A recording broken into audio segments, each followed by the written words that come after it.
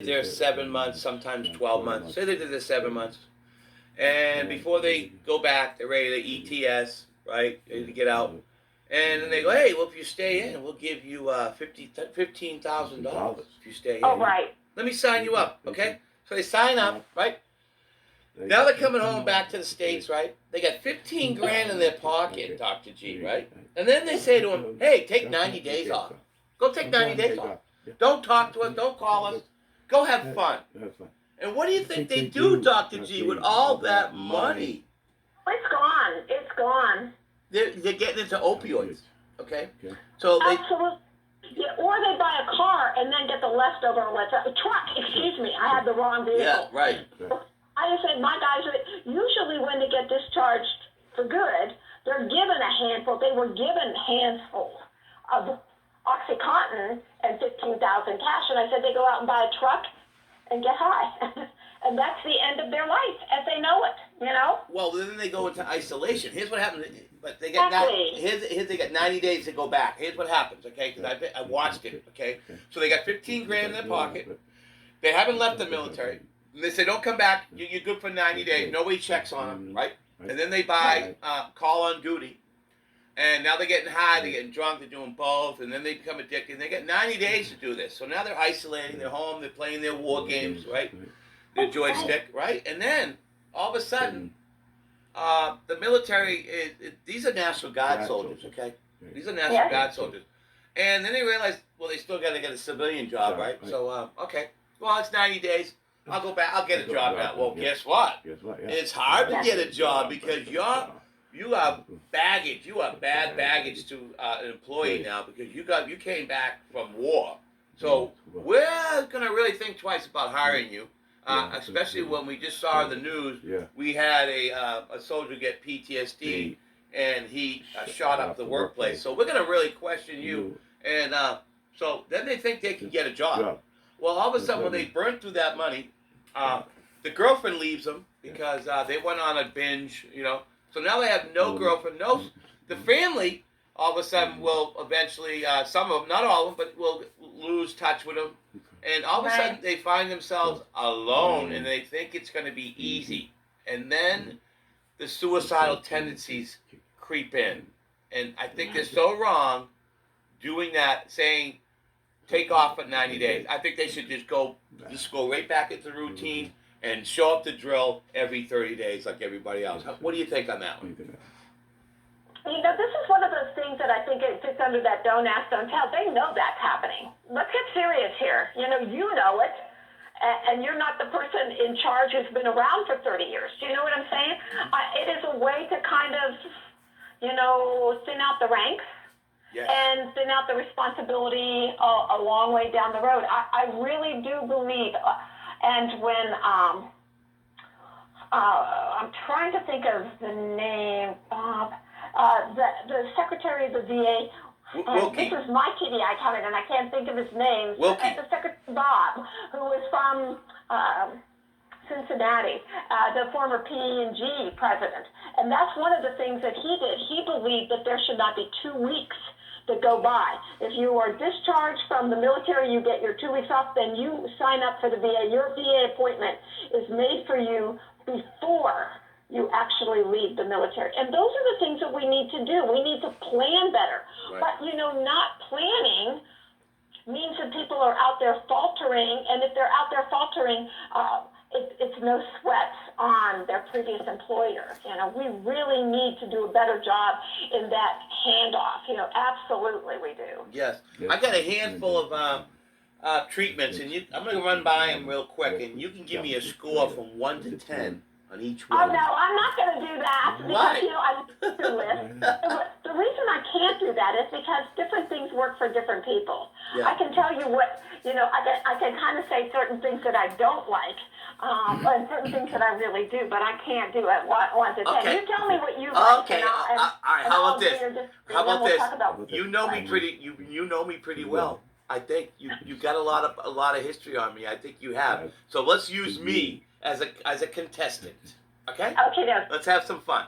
All right, on a score of 1 to 10 on this treatments, you tell me which one's gonna work. I'll go right down the line. You give me a score of 1 to 10 each one, okay? All right, cognitive processing therapy, 1 to 10. What do you give it? 5. Okay. Prolonged exposure. 3. Cognitive behavioral therapy. We call it CBT at the VA.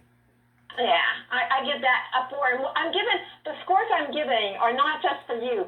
It's the scores that I see for my guys who go into these treatments, that many of them are a 12-week program, and it's like 12 and done. We never want to see you again. You're done. That's why I'm giving them low ratings. Okay, all right. So I don't know what this one is. DBT, Delta Bravo Tango. What's that mean? Oh, I think it's a deep brain therapy where there's either light stimulation or sometimes it's kind of electromagnetic stimulation. And it actually does, for many people, kind of increase pathways. The thing about it is it has to be kind of coupled with some form of brain reloading therapy. You know, you're learning something. You've got to be learning something while you're doing that. Okay, what score? 1 to 10 for me. What is that? DBT? Yes. I think it would be about a 6. Okay. How about mindfulness? I think you'd be about an 8. Ooh. Acceptance and commitment therapy. I think you're high on that too, 7 or 8. Seeking safety. That one I'm not familiar with. You'll have to tell me what that is. I don't know what it is. We're going to go to the next one. Medication. Okay. Medication treatment. Over-medicating. Yeah, I don't know. Again, very small doses of medicines for very short periods of time are helpful for some people with PTSD and TBI. No more than about 12 to 16 weeks generally. So I rate that one a 0. Oh, good. I'm glad you did that. I thought you were. Okay, neuropsychology. You know, that can help some folks, so I give it a 5 or 6. Physical therapy. That's what I'm doing, right? I mean, basically, out there being physical. Everybody needs physical therapy. 10. Okay, awesome. I thought so, too, with that one. How about recreation therapy? Yeah, I have a tandem kayak, so I'm a yakker. So that's, you are. That's true.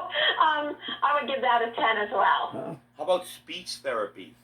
I love speech therapy because it's not just learning how to speak. It's learning how to rethink. It's learning how to reprogram.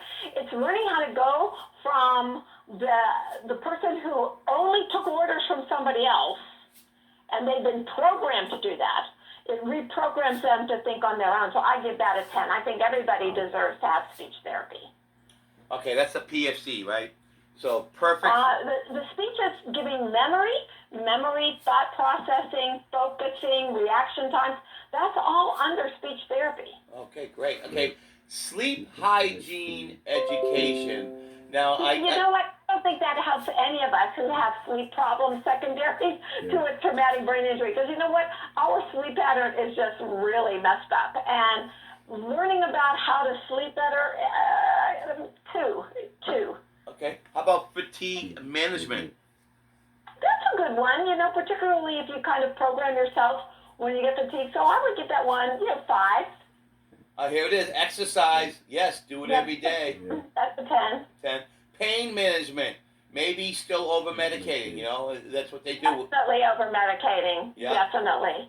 Find out the cause of the pain and take care of it. Don't keep masking the pain with drugs and injections and blah, blah, blah. No, I don't like pain management. I give that too. Yeah, I thought so too as well. Well, we're at the tail end here. Is there anything you want to share with our audience? Other than I do want you to repeat your website and your phone number if you want, anything like that. But what last suggestions? You know, since we've been talking about, you know, the COVID-19 crisis, the fact that now we've got social distancing and people need to stay away, I have to tell you that we've had kind of an increase, kind of uptick on our website and on our voicemail. And here's why. Because our vets who are already isolated are feeling guilty now because they want to do something about this issue. Isn't that a true veteran's way of responding? You know, all the rest of us are saying, oh, yeah, we'll stay in. We don't want to get out there. But no, what can we do? And I think the most important thing, and we talked about it right before we started this, is take taking care of each other. So what I'm trying to do is to put our young vets in touch with some of our older vets, because definitely, at least at the beginning of this pandemic, it seemed like COVID-19 was targeting people over the age of 65. That's not kind of trending right now, but we definitely need to keep older veterans put where they are, keep them kind of in a safe place, not out in the community, so that anybody who gets this particular disease, 90% of the people won't have a problem. We don't even know how many people have it. But for that 10 or 15% that do, it is such a mega problem for them that it actually has a problem of infecting the healthcare workers who are trying to take care of you. We're just trying to learn about this particular disease right now. So I think the best thing to do, stay where you are, but check on each other. You know, some of my really isolated young guys, like I said, I put them on some of these video games with each other. Not Sniper, not Call of Duty, okay? Right. I don't want anything that's going to bring back the war experience, but, you know, brain games and things to kind of learn. Bring back some of those math skills, some of the escape room type things, you know, figuring things out. I think that is really, really important. Veterans are service-oriented people. So do a service to your fellow veteran by checking in with them, kind of socializing with them on the internet or on texting or on FaceTime. And I think that everybody will be safe, and tell members of your community to do the same. Stay in. The medical personnel is begging you to do that until they get a handle on this particular disease process, and I think we all ought to be heeding that. Yeah, that's great advice, Dr. G. Do you have a Twitter handle, Dr. G? We do.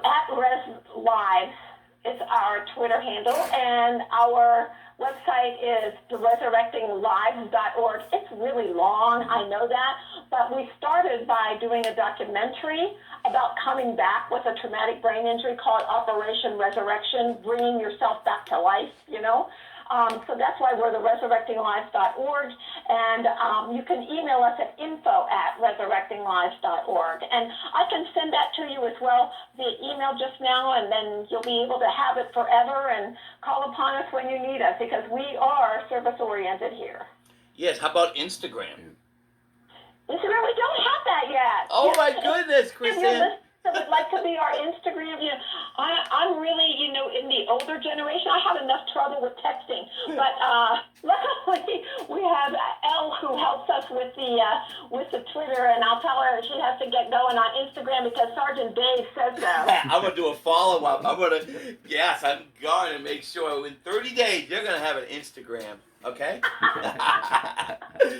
Dr. G, this has been a great evening because it's just capsulized on the last day of TBI month, right? I mean, isn't it? Right, exactly. You ended it with a boom. Get it? So, Thank you. I really do appreciate the service that you're doing here. And like I said, seriously, we're here to support you in your outreach in any way, because knowledge is power, and that's what we're trying to do, is to help empower the warrior and their families. Thank you so much, Dr. G. What are you doing for our veterans? And it's a nonprofit. I have a nonprofit as well, Never Forgotten Memorials. So both of us, two nonprofits, enjoying each other's company and getting the word out to our veterans with vengeance. All right, signing off with Dr. G. So Dr. G, I'm gonna just sign off and say I'll be talking to you shortly, but I'm gonna sign off on the phone with you because I have to go into here. So I'm gonna do the old pop, smoke, out. That sounds great. Thank you so much. See you. Bye-bye. Bye. All right, it's getting 0:30 for the show. And before I relax, never, and go into rack ops mode, go to sergeantdavematthews@gmail.com. That's SGTDAVEMATTHEWS@gmail.com for suggestions for the next podcast content. And you can always comment me on my Twitter handle @Heroic Memorials. And you can like my Facebook page, all one word now, Remember the Fallen. Well, until all our troops come back safe from Afghanistan, I will see you next week on KLRNradio.net. Remember the Fallen Show. Remember the show's lineup is in alphabetical order. So it's actually the 17th show to the right when you go on the radio show. And we're also on iHeartRadio. You just got to go put in podcast and put Remember the Fallen. I'm the 5th one down, so scroll down and see that. And share it with your patriotic friends for this former ground pounder. What I would appreciate that, okay? So, all right. Pop Smoke out.